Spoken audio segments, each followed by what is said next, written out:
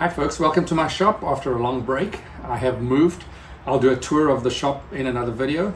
But today I want to tackle one of the biggest problems I face, and that is how to record myself while doing the work when I don't have somebody to help me. So I'm going to be making some additional tools to help me do that, and I'll take you through the process.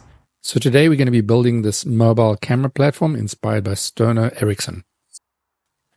Just for context, I'm going to quickly show you some of the other tools I use. I have a couple of mobile camera holders, including a small tripod that I use on my machines, and then a larger tripod, which I find myself tripping over these days. So that's going to become part of the new mobile platform. Of course, lighting is key for getting good videos. I use the small lamp, which is powered by batteries on my mobile tripod. I have a larger light that is USB powered, although also battery available, on my camera stand. And I love these Torgem soft boxes that really just give me a nice fill that I can adjust the temperature and the intensity on. For example, in this scene where I'm using my Inventables X-Carve. So in the next part of this video, I'm going to take you through the steps I use to create this mobile camera stand. First off, table saw to cut up some material. I'm using plywood. It's a shop piece of furniture, so it's great. First off, I'm making the top and bottom. I decided to make those round so that they don't hook on anything as I roll the camera stand around the shop, essentially.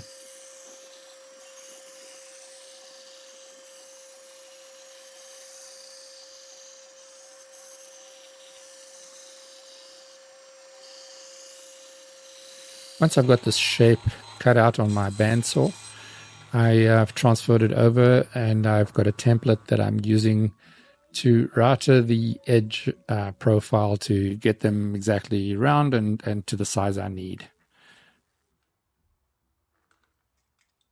I realized about at this point that I've still got all my remotes dangling around my neck. I've got one for my camera and one for my dust extraction system. And I suddenly realized this is not a safe practice, and so forgive me. I have taken it off, and here we go. We'll keep it clean for the rest of the video.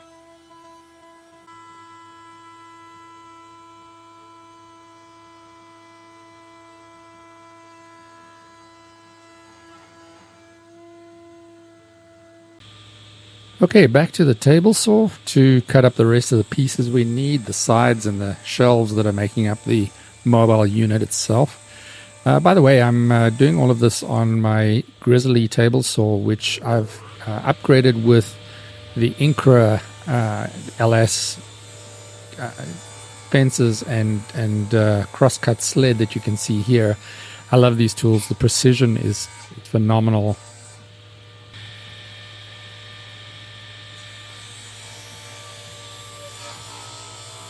So here I'm cutting little shelves and other pieces to give it structural strength.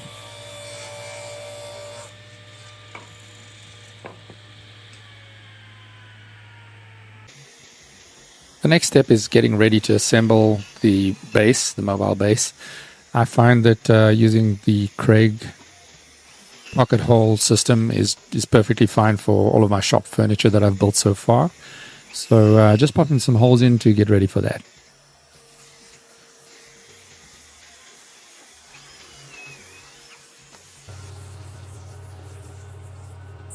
Of course, I've learned that sanding before I assemble stuff makes it a lot easier, especially to make sure that the insides are done. Watching this video again reminded me that I need to make a little outfeed table for my drum sander there. Okay, so we have all our parts prepped, cut, sanded, pocket holes prepped. Let's put it together and see how it works.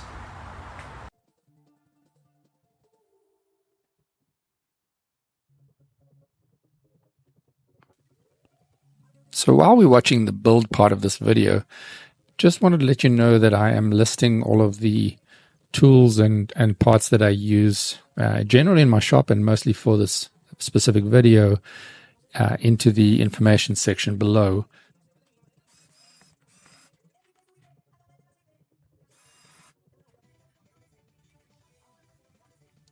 You probably noticed I'm running this at about 2.5 times speed just to keep it moving along. Although I do wish I could actually work that faster. I'd certainly get a whole lot more done in the amount of time I have.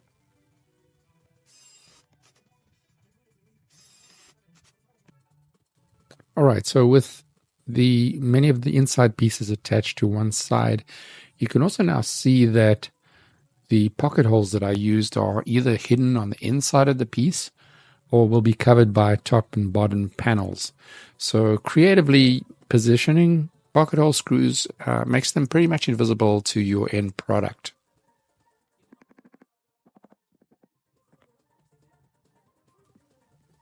I generally use Titebond 3 glue for most of my projects, and obviously clamps to hold the pieces in place while I put the screws in.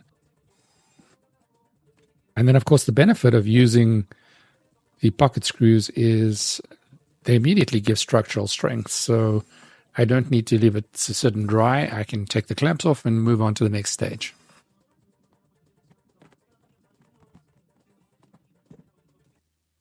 Okay, in this last assembly section, I am attaching the round pieces to the top and bottom, which I've actually screwed on.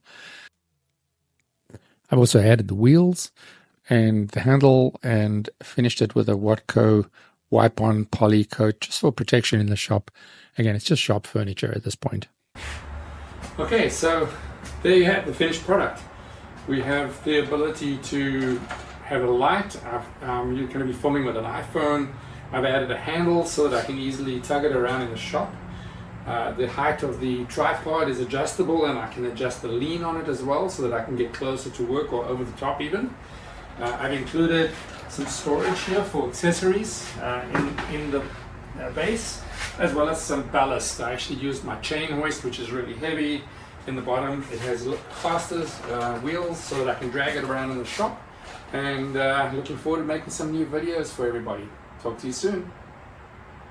Thanks again for watching. Any day in the shop is better than a day in the office.